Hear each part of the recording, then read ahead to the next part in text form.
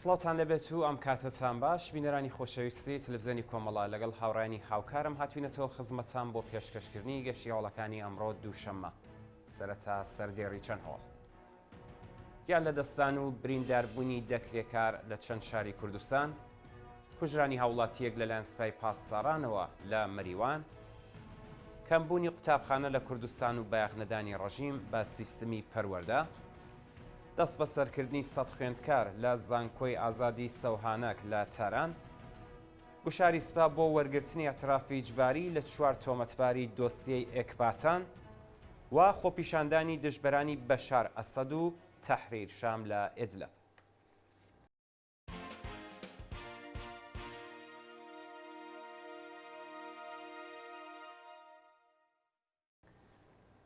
درێژەی هەواڵەکان گیان لە دەستان و برینداربوونی دەکرێکار لە چەند شاری کوردستان.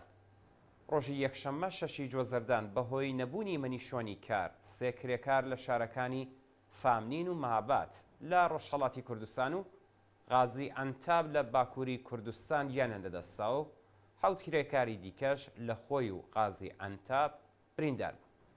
بە پێی راپۆرتەکان کرێکارێکی خەڵکی شاری فامنین لە پارێزگای هەمەدان بەهۆی نەبوونی مەنیشۆنی کار گیانی لەدەستاوە.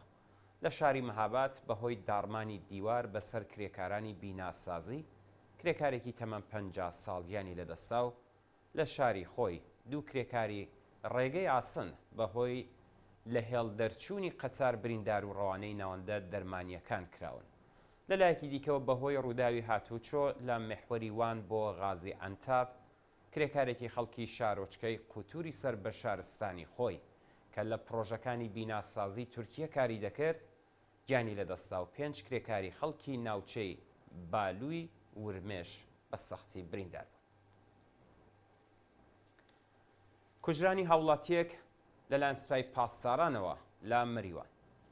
ئێوارەی ڕۆژی یەکشەممە 6 جۆزەردان هێزەکانی سوپای پاسداران لە جادەی گارانی مەریوان ڕاستەوخۆ تەقیان لە ئۆتۆمۆبیلی شارۆمەندێک بە ناوی ئاژوان کیانی کرد و ناوبراویان کوشتووە. بە پێی زانیاریەکان هێزەکانی سوپای پاسداران بە بیانووی هەڵگرتنی کەلوپەلی قاچاق بۆ سیان بۆ ئاژوان کیانی دانەوە. کاتێک ئۆتۆمۆبیلێ و شارۆمەندە بە جادەی گاراندا تێدەپەڕێت لەلایەن هێزەکانی حکوومەتەوە دەدرێتە بەردەستڕێژی گول و ناوبرا و دەست بەجێ گیانی لەدەستەدات. جێگای ئاماژەیە کە تەرمیە و هاوڵاتیە لە پزیشکی دادی مەریوانە و هێشتا ڕادەستی بنەماڵەکەی نەکراوەتە. دەست بە سەرکردنی هاوڵاتیەک لە پیرانشار. ڕۆژی یەکشەممە 6 جۆزەردانی 1403 هاوڵاتیەکی خەڵکی گوندی تەرکەشی سەر بە پیرانشار بە ناوی عومەر بوزغەم لەلایەن ئیدارەی ئیتلاعاتەوە دەست بەسەر کرا. بە وتەی سەرچاوەکانی هەواڵ عومەر بوزغەم بەبێ بەڵگەی قەزایی و بە توندوتیژی لە هێرشی هێزەکانی ئیدارەی ئیتلاعات بۆ سەر ماڵەکەی دەست بەسەر و بۆ شوێنێکی نادیار گوازراوەتەوە. تا کاتی بڵاوبوونەوەی ئەم هەواڵە زانیاریەک لەسەر هۆکاری بەندکرانی و شارۆمەندە لە بەردەستانیە. ئازادی چالاکێکی ژینگە پارێز بە دانانی وەسیقەی قورس. ڕۆژی یەکشەممە 6 جۆزەردانی 1403 چالاکێکی ژینگە پارێزی خەڵکی پیرانشار بە ناوی ئەیوب ڕەسوولزادە پاش 19 ڕۆژ بەندکران بە دانانی وەسیقەی قورسی 2 ملیارد و 500 ملیۆن تمەنی لە زیندان ئازاد کرا.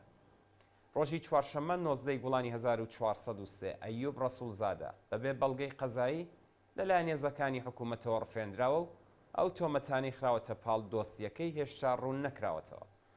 ناوبرا و پاش دەست بەسەرکران بۆ ماوەی 2 هەفتە لە گرتوخانەی ئیتلاعاتی ورمێ ئەشکەنجە و لێپرسینەوەی لەگەڵ کراوە و لە دەستڕاگەیشتن بە پارێزەر و چاوپێکەوتن لەگەڵ بنەماڵەکەی بێبەشکرا بوو. کەمبوونی قوتابخانە لە کوردستان و بایەخنەدانی ڕەژیم بە سیستمی پەروەردە. بەڕێوەبەری نۆژەنکردنەوە تەیارکردن و پەرەپێدانی قوتابخانەکانی ئوستانی کوردستان ڕۆژی یەکشەممە 6 جۆزەردان ڕایگەیاند شارەکانی مەریوان، بانە، سەقز، قوڕوا، دێولان و ناحیەی یەکی سنە کەمی کلاسی دەرس و مەدرسەیان هەیە. بە وتەی ئەو بەرپرسەی ڕەژیم 19 لە سەدی فەزای ئامۆزشی پارێزگای کوردستان پێویستی بە ڕووخان و نۆژنکردنەوە هەیە. لەو ڕێژەیە 6% ئەبێ بڕوخێندرێن و 13% نوێژن و چاک بکرێتەوە. بەپێی زانیاریەکان زۆربەی قوتابخانەکانی ناحیەی یەکی سنە، دێولان، قوڕوا، سەقز، بانە و مەریوان دوو شیفتە کراون و ئیمکاناتی پەروەردەی منداڵان زۆر لاوازە. دەست بەسەرکردنی 100 خوێندکار لە زانکۆی ئازادی سەوحانەک لە تاران. ڕۆژی یەکشەممە 6 جۆزەردان دووەنی سپی هاوڕێ لەگەڵ ڕێژەیەکی بەرچاو لە هێزە ئینتزامیەکان بە باتوم و چەک و چۆڵەوە هێرشیان کردە سەر خوێندکارانی کەج لە زانکۆی ئازادی سەوحانەک و 100 کەسیان دەست بەسەر کردووە. بەو تەی سەرچاوەکانی هەواڵ هێزەکانی گەشتی ئێرشاد بەڵێننامەیان لە ژمارەیە کەج لە کە مانتوی کورتیان لەبەردا بووە یان لە جیاتی ڕووسەری و مەقنەعا شاڵیان بەکارهێنا بوو وەرگرتووە. پاشدەربڕینی ناڕزایەتی لەلایەن خوێندکارانی کچ و کوڕی ئەو زانکۆیە 100 کەس لەلایەن هێزە ئینتزامیەکانەوە با تونند و تیژیەوە دەست بەسەر کراون. ئەگەری بێکاربوونی 60,000 کامیۆندار لە ئێران.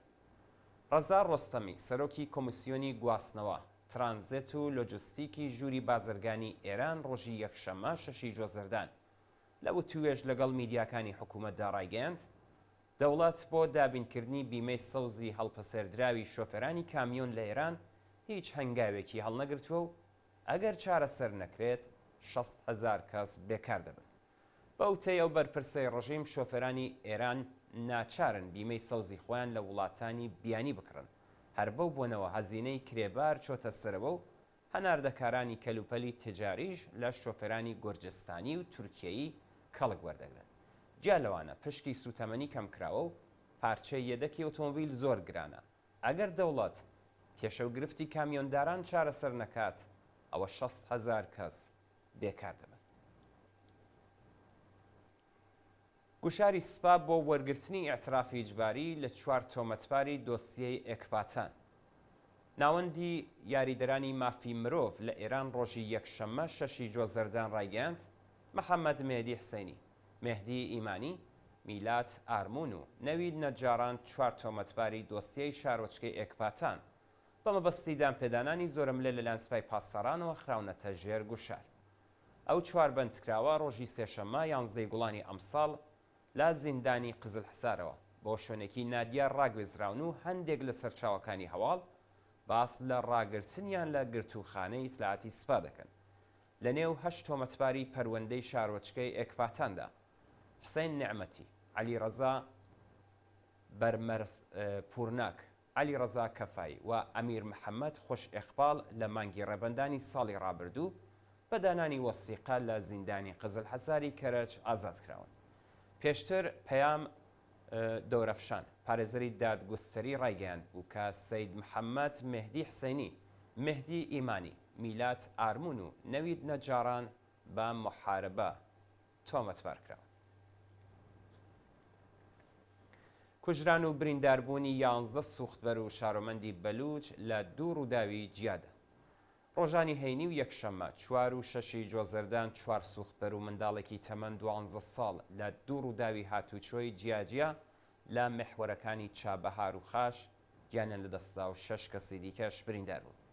بە پێی راپۆرتی حالوەش ڕۆژی هەینی ئۆتۆمۆبیلی سوختبەران لە جادەی چابەهار کەوتنە نێو چاڵێکی هەڵکوڵاوی ئیدارەی ڕێگە و شارسازی و ئاگری گرت.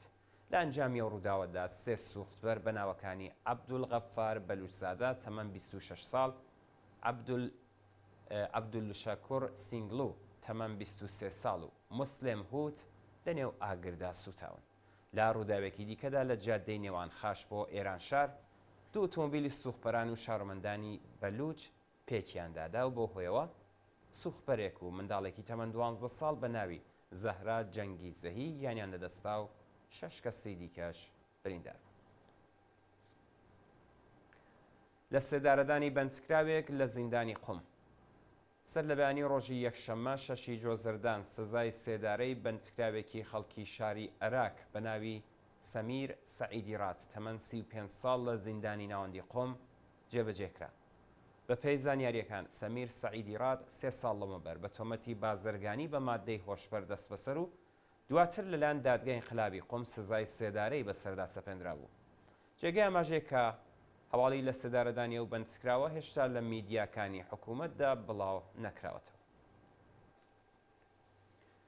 خۆپیشاندانی دژبەرانی بەشار ئەسەد و تەحریر شام لە ئێدلب. ڕۆژی یەکشەممە شەشی جوازەردان خەڵکی پارێزگای ئێدلەبی سەر بە وڵاتی سووریا دژ بە بەشار ئەسەد و گروپی تەحریر ئەلشامی سەر بە تورکیا خۆپیشاندانیان کرد. بە پێی زانیاریەکان ماوەی 2 هەفتەیە کە خەڵکی پارێزگای ئێدلەبی سووریا لە ئاستۆخی خراپی مەعیشەتی، گرانی و بێکاری، ناڕزایەتی دەرەبڕن و چەند کەسیان لەلایەن هێزەکانی سەر بە جەولانی سەرۆکی گروپی تەحریر ئەلشام کوژرا و بریندار بوو. خەڵکی ناڕازی ئێدلەب خوازیاری چوونە دەرەوەی هێزەکانی تەحریر ئەلشام و ڕاگررتنی هێرشەکانی ئارتەشی سووریا بۆ سەر ئەو پارێزگایە بوو. دوا هەوڵمان سەبارەتە با گیان لە دەستانی 45 کەس لە هێرشی ئیسرائیل بۆ سەر ڕەفەح. شەوی یەکشەممە شەشی جۆزەردان ئارتەشی ئیسرائیل هێرشی ئاسمانی کردە سەر ناوەندی فەرماندەیی هێزەکانی حەماس لە ڕەفەح و 45 کەسی کوشتووە. ڕۆژی ڕابردوو پاش 8 مانگ شەڕ و پێکدادانی نێوان ئارتەشی ئیسرائیل و حەماس بۆ جارێکی دیکە دەیان موشک بە ئاراستەی شاری تەلەڤیڤدا تەقێندرا و ئارتەشی ئیسرائیل لە وەڵامدا ناوەندی فەرماندەی حەماسی کردە ئاماج. لە ئەنجامی ئەو هێرشەدا 45 کەس لەوانە 2 فەرماندەی حەماس بە ناوەکانی یاسین ڕەبیع و خالێد نەجار کوژراون و بە دەیان کەسی دیکەش بریندار بوون. بەڵێ ئازیزان و خۆشەویستان گەشتیاڵەکانی ئەمڕۆتان پێشکەش کرا. فەرمون بۆ بینینی درێژەی بەرنامەکانی تەلەڤیزیۆنی کۆم.